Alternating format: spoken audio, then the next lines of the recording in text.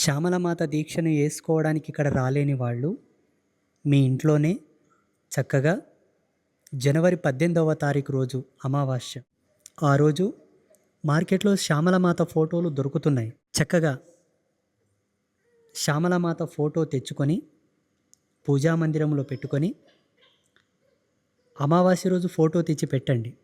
19వ తారీఖు రోజు ఉదయ సంధ్యలో చక్కగా స్నానం చేసుకొని ఇల్లంతా శుభ్రం చేసుకొని మీరు పూజా మందిరంలో అమ్మవారి ఫోటోను పెట్టుకోవచ్చు, అభ్యంతరం ఏమీ లేదు. ఒక ఆకుపచ్చని గుడ్డ పరిచి ఆ ఆకుపచ్చని గుడ్డ మీద అమ్మవారి ఫోటో పెట్టి గంధం కుంకుమ బొట్లు పెట్టి ఎర్రటి పూలమాల, తెల్లటి పూలమాల, ఏదో మీకు అందుబాటులో ఉన్న పుష్పమాలను సమర్పించవచ్చు.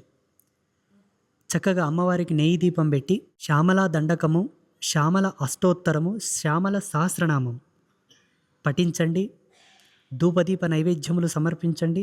నైవేద్యంలో శ్యామలామాతకు అత్యంత ప్రీతిదాయకమైనటువంటి నైవేద్యం ఆవు పాలను కాచి చల్లార్చిన తర్వాత పటికమేసి, అంటే పటిక బెల్లము, కండశక్కెర, నావొత్తు అంటారు, ఒకరొకరు ఒక్కొక్క రకంగా, అది వేసి అమ్మకు నివేదించి అమ్మ యొక్క అష్టోత్తరములు, సహస్రములు, దండకములు, పారాయణలు చదివి కొబ్బరికాయ కొట్టి హారతి ఇచ్చిన తర్వాత మీ కోరికను ఎంట్రీ చేసి ఆ ప్రసాదమును యజమాని 3 సార్లు స్వీకరిస్తే తప్పకుండా భగవతి శ్యామలాంబ యొక్క కృప దొరుకుతుంది. 9 రోజులు చక్కగా చేసుకొని 9 రోజుల తర్వాత ఫోటోని కాస్త కదిలిచ్చి మీరు పూజా గదిలో యథాతథముగా లైఫ్ లాంగ్ అన్న పెట్టుకోవచ్చు, లేదా ఏదైనా అమ్మవారి దేవాలయంలో తెచ్చిపెట్టవచ్చు. ఆ ఇంటి ఇల్లాలు, ఇంటి యజమాని, పిల్లలు, పెద్దలు, అందున సువాసినులు ఎవరైనా చేసుకోవచ్చు. దీనికి ఏ భేదము లేదు. సర్వసామాన్యమైనటువంటి లఘు పూజ విధి. ఇక్కడ శాస్త్రము, అనుష్ఠానము, ఉపాసన, మంత్రదీక్షలు ఏమీ లేవు. ఎవరైనాను చేసుకోవచ్చు. ఒకవేళ లేదు గురుదేవ, మేము కలశం పెట్టుకొని 9 రోజులు శ్యామలామాత ప్రతిరూపమైనటువంటి అఖండ దీపం పెట్టుకొని 9 రోజులు దీక్షగా చేస్తామంటే దాని విధి విధానము ఇటువంటి గ్రంథములలో సరళంగా చెప్పారు విద్వాంసులు, పెద్దలు. ఇటువంటి గ్రంథములను ఫాలో అవ్వండి.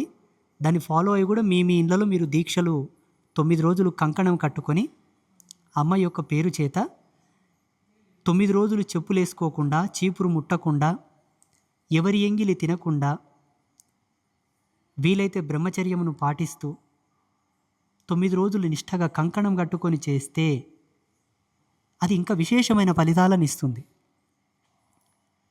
మంత్రము తీసుకొని వెళ్ళి మేము 9 రోజులు చేస్తామన్నా 18వ తారీఖు, 17వ తారీఖు ఎప్పుడు వచ్చినా నేను మంత్రం ఇస్తాను.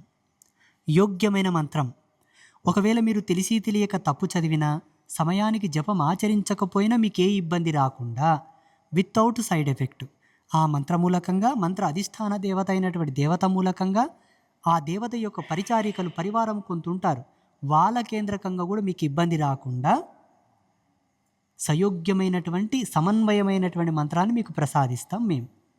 లేదనినా వేరెవరైనా బ్రాహ్మణులు, ఆచార్యులు, శ్రీ విద్య పరంపరలో ఉండేటటువంటి గురువులు ఎవరైనా మీ చుట్టుపక్కల ఉన్న వాళ్ళతో మీరు మంత్రదీక్ష తీసుకోవచ్చు, ఆచరించుకోవచ్చు. శుభమస్తు.